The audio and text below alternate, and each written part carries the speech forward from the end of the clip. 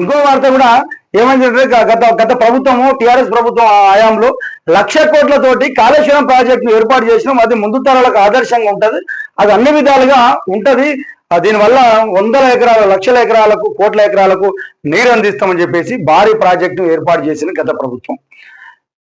కానీ అందులో ఆ ప్రాజెక్టు డిజైన్ లో కుంగిపోతా ఉన్నది. ఆర్థిక నష్టం సంభవిస్తుంది. 1,00,000 కోట్ల పెట్టుబడికి దగ్గ ప్రతిఫలం అందుతలేదు అని చెప్పేసి దాన్ని చెప్తా ఉన్నారు. అది అన్ని పేపర్లో ప్రధాన వార్తకి ఇచ్చిండ్రు.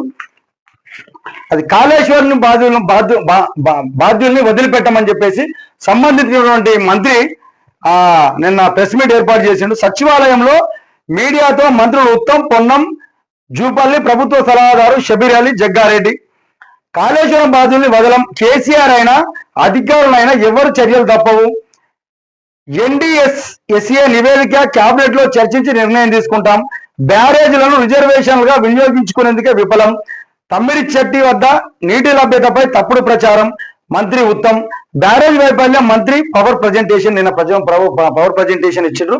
దానికి సంబంధించి అన్ని పేపర్లు లోపాలను బయటపెట్టిన ఎన్డీఎఫ్ఏ నివేదిక, డిపిఆర్ఓ కోసం ఒక పెద్ద మనిషి తొందర పెట్టిండు, మేడిగడ్డ కట్టింది కూలింది భారతసాయంలోనే, పవర్ పాయింట్ ప్రజెంటేషన్ లో మంత్రి ఉత్తమ్ కుమార్ రెడ్డి అని చెప్పేసి గత భారత ప్రభుత్వం అవినీతి అసమర్థతతో కాళేశ్వరం ప్రాజెక్టు నిర్మించి నిర్మాణంలో డిజైన్లను కన్స్ట్రక్షన్స్ నిర్మాణ లోపాలు పెద్ద ఎత్తున ఉన్నాయని చెప్పేసి వీటి వల్ల మేడిగడ్డ బ్యారేజ్ కుంగడంతో పాటు ఇతర బ్యారేజీలలో లోపాలు బయటపడ్డాయని సాక్షాత్తు దేశ వ్యాప్తంగా ఆనకట్టలను పర్యవేక్షించే జాతీయ ఆనకట్టల భద్రత పర్యవేక్షణ సంస్థ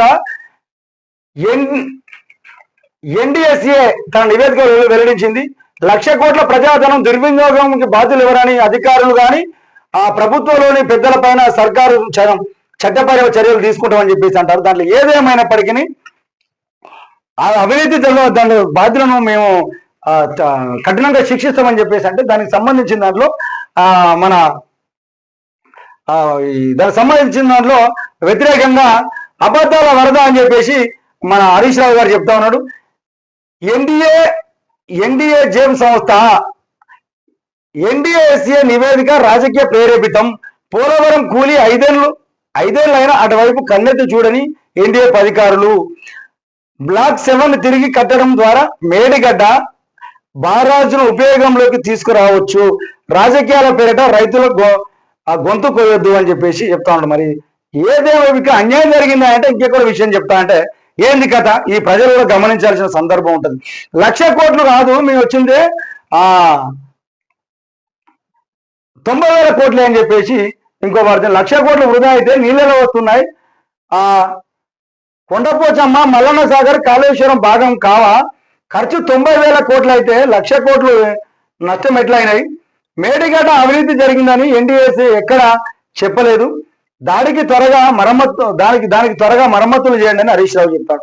మరి 1,00,000 కోట్లు అని చెప్పేసి కాదు గింత జరిగింది అని చెప్పేసి అంటాడు.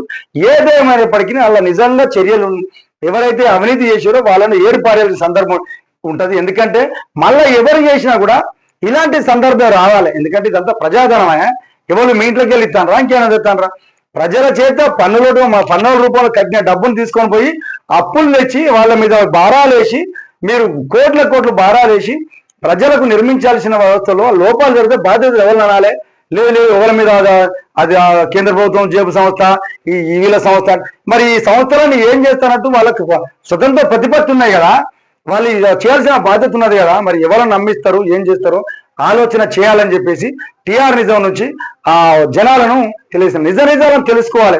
ఏ నాయకుడు మనకి పెట్టేది ఏం లేదు.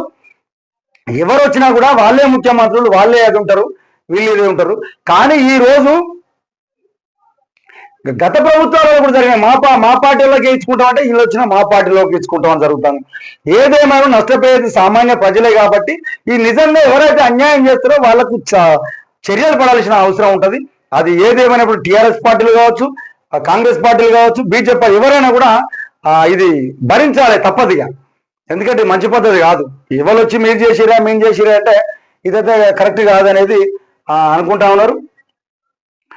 ఇంకోటి, రైతులను భయపెట్టి భూములను కొల్లగొట్టే ఓట్లేసిన వారిని నిండ ముంచిన వకీల్ సాబ్, అసైడ్ భూముల్ని పట్టాగా మార్చాలని హామీ, మాటతో పాపంలో ప్రజాప్రతినిధి కన్ను ముందుగా అనుచరులతో భూములు కొనుగోలు, పట్ట రాగానే కుటుంబ సభ్యుల పేరిట మార్పిడి, సందడిలో సడమే ప్రభుత్వ భూమికి ఎసరు, 100 ఎకరాల వ్యవసాయ క్షేత్రం ఏర్పాటు, చౌదరిపల్లిలో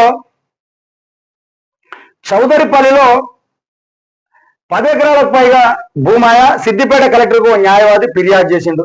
నాకు ఓట్లేయండి, మీ ఎస్టేట్ భూములను పట్టా భూములుగా మారుస్తా, ఇంటింటికి జత ఎడ్లు ఇస్తా, ఎన్నికలలో జాతీయ పార్టీ నేత రైతులకు ఇచ్చిన హామీ ఇది. ఆ తర్వాత ఆయన ప్రజాప్రతినిధి అయ్యిండు. ఇప్పుడు మరో మెట్టెక్కి అస్థిర దాకా ఎదిగాడు. ఆయన రైతులకు ఇచ్చిన హామీని మర్చిపోయి రికార్డులో లాభాన్ని పట్టగా ఇక మరి ఆయన ఎవరో జనాలకు కూడా తెలుస్తుంది. మరి నిజమెంత అబద్ధం ఎంత అనేది ఆ ప్రభుత్వమే నిర్ణయం తీసుకోవాల్సిన అవసరం ఉంటుంది.